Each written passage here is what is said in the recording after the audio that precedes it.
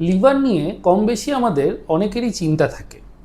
অনেক সময় আমরা ফ্যাটি লিভার বা অন্যান্য যে সমস্ত লিভার এনজাইম রয়েছে, যেমন এসজিপিটি এসজিওটি হাই বা অ্যালকালাইন ফসফেটেস হাই, এই ধরনের রিপোর্ট নিয়ে খুব চিন্তা করি বা ভাবি কিভাবে লিভারকে ভালো রাখা যায় বা কিভাবে লিভারকে অন্যান্য রোগ থেকে মুক্ত রাখা যায়।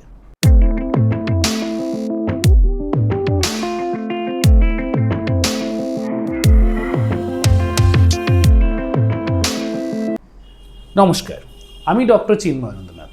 আজকে কিন্তু আমি এই ভিডিওতে আপনাদের লিভারের হেলথ সম্পর্কেই আইডিয়া দেব এবং লিভার কী কারণে ড্যামেজ হয় বা ফ্যাটি লিভারের কী কারণ রয়েছে বা অ্যালকোহলিক ফ্যাটি লিভারে কী ধরনের ড্যামেজ হয় এবং এই ধরনের ড্যামেজ থেকে নিজেকে কি করে বাঁচাবেন বা লিভারকে কি করে হেলদি রাখবেন সেটাই কিন্তু বুঝিয়ে দেব। প্রথমত, লিভারকে ভালো রাখতে গেলে আমাদের প্রথম জানতে হবে যে কী কারণে আমাদের লিভার ড্যামেজ হয় বা আমাদের কোন অভ্যেসগুলোর জন্য লিভার খারাপ হতে চলেছে। প্রথমত, আমাদের লিভার হচ্ছে একটা ডিটক্সিফিকেশন করার জন্য একটা মেজর অর্গান। আমাদের ডাইজেস্টিভ সিস্টেমে এই অর্গানটা রয়েছে। আমাদের যে সমস্ত খাদ্যাভ্যাস বা আমাদের পেটের ভেতরে যে সমস্ত খাবার যাচ্ছে বা লিকুইড যাচ্ছে, সেখান থেকে যে টক্সিন রয়েছে সেই টক্সিনটাকে লিভার শোষণ করে সেটাকে ভালো করে মেটাবোলাইজ করে দেন এক্সক্রিশন করে দেয়, মানে বডি থেকে বার করে দেয়। তো এই ডিটক্সিফিকেশনের জন্য লিভার কিন্তু একটা বড় রোল প্লে করে এবং এই লিভার যদি ডিটক্সিফিকেশন করতে না পারে তাহলে কিন্তু আমাদের নানা রকমের এক্সট্রা সিনড্রোম বা অনেক ধরনের রোগ বডির মধ্যে চলে আসে। তো প্রথমত, যদি লিভারকে ভালো রাখতে হয় তাহলে কিছু জিনিস যেমন অ্যালকোহল, কোল্ড ড্রিঙ্কস বা অতিরিক্ত কফি বা চা, এই ধরনের জিনিসগুলোকে কিন্তু আমাদের লাইফ থেকে দূরে রাখতে হবে।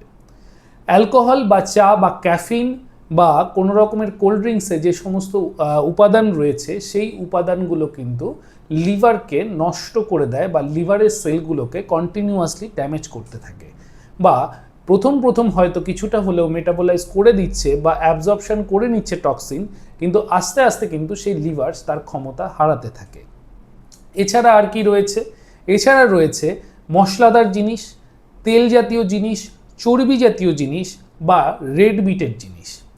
এই ধরনের খাবারগুলোর মধ্যে তেলের মাত্রা বা চর্বির মাত্রা যেহেতু বেশি থাকে, তো এই তেল বা চর্বি যখন আমাদের বডির ভেতরে যায় তখন লিভার সেই জায়গাগুলোকে অ্যাবজর্পশন করে এবং অ্যাবজর্পশন করে চেষ্টা করে মেটাবোলাইজ করার, বাট পুরোটা পরিমাণ সবসময় কিন্তু লিভার মেটাবোলাইজ করতে হয়তো পারে না। যখন মেটাবোলাইজ করতে পারে না তখন কিন্তু সেই তেল বা চর্বি ওই লিভারের মধ্যে জমা হতে শুরু করে। সেখান থেকেই কিন্তু ফ্যাটি লিভার বা ফ্যাটি লিভার ডিজিজ এই ধরনের রোগের সৃষ্টি হয়। মানে লিভারের চারিদিকে একটা চর্বির লেয়ার বা চর্বির আস্তরণ কিন্তু জমতে শুরু করে। এছাড়া আর কি হতে পারে? এছাড়া হচ্ছে ইরেগুলার ফুড হ্যাবিট, মানে যারা খাবারের টাইমিং মেনটেন করেন না। সকালে হয়তো ঘুম থেকে উঠে অনেকক্ষণ খালি পেটে থাকেন, দুপুরবেলা হঠাৎ করে বেশি খাবার খেয়ে নেন বা বিকেলবেলা হয়তো খাবার স্কিপ করেন বা খাবারের কোনো টাইমিংয়ের ঠিক থাকে না বা খাবারের কোনো নিয়ম থাকে না, যখন যেটা পান সেটাই খাওয়া শুরু করেন। এই ধরনের পেশেন্টদেরও কিন্তু লিভারের ক্ষতি হওয়ার সম্ভাবনা অনেকটাই বেশি থাকে। তাই যদি লিভারকে ভালো রাখতে হয় তাহলে কিন্তু আমাদের এই ধরনের অভ্যেসগুলোকে পুরোপুরিভাবে শরীরের থেকে বাদ দিতে হবে। তাহলে একটা প্রশ্ন সবার কাছেই আসতে পারে, তাহলে কি আমরা কিছুই খাবো না বা তেল জাতীয় জিনিস কি খাবো না বা অ্যালকোহল কি খাবো না? এই জায়গায় আমি একটা জিনিস বলে রাখি যে পরিমিত পরিমাণে যদি সেটা নেওয়া হয় বা যদি একটা ইন্টারভালে একটু আধটু পরিমাণ তেল চর্বি খাওয়া হয় বা মশলাদার খাবার খাওয়া হয় বা কোনো নেমন্তন্ন বাড়ি যদি মাসে এক আধ দিন অনিয়ম হয়, তাহলে কিন্তু লিভারে খুব বেশি প্রবলেম হবে সেরকম নয়।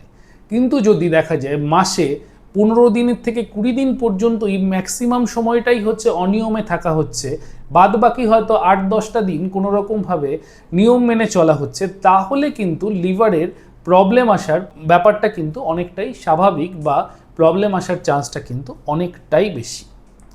তাহলে কি করব যদি ফ্যাটি লিভার চলে আসে? বা যদি কোনো রকমভাবে যদি লিভার ড্যামেজ হয় বা এসজিপিটি এসজিওটি বেড়ে যায়। দেখুন, লিভার এমন একটা অর্গান যেই অর্গানটা সহজে নষ্ট হয় না, কিন্তু একবার রিভার্সিবল ড্যামেজ হয়ে গেলে কিন্তু লিভারকে ট্রান্সপ্ল্যান্ট ছাড়া অন্য কোনোভাবে ঠিক করা যায় না, বা এর কিন্তু কোনো ঠিকঠাক মেডিসিন নেই।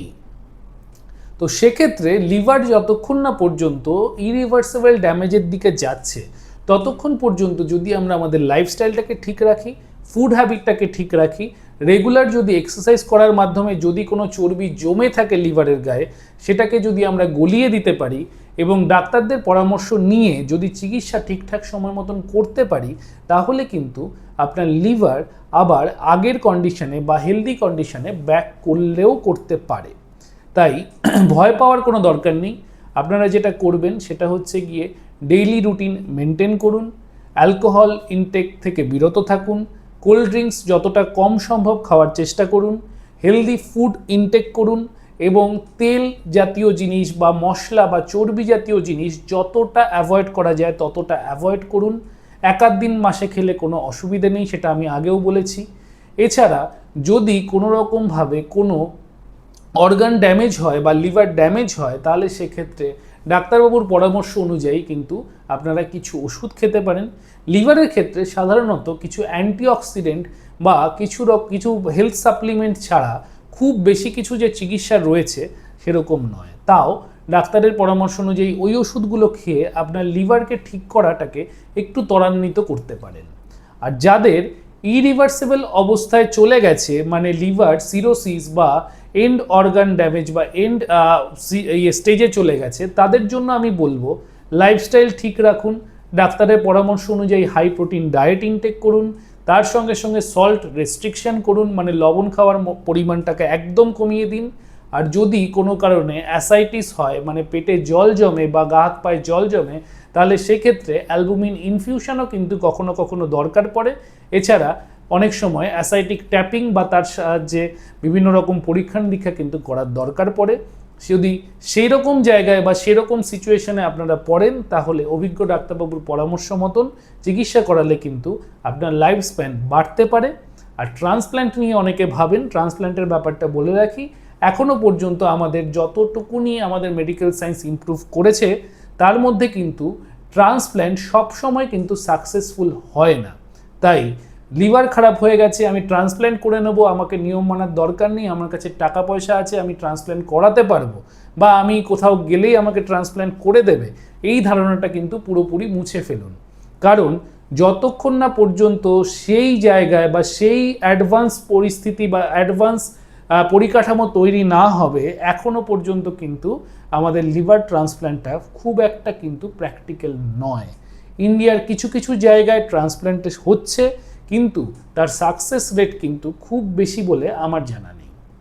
তাই নিজের লিভারকেই বাঁচিয়ে রাখুন, নিজের লিভারকেই সুস্থ রাখুন, এবং সুস্থ রাখার জন্য আমার বলা যে স্টেপগুলো রয়েছে সেগুলো ফলো করুন, এবং আমার চ্যানেলের পাশে থেকে আমাকে নতুন নতুন টপিকে বলার সুযোগ করে দিন। ধন্যবাদ।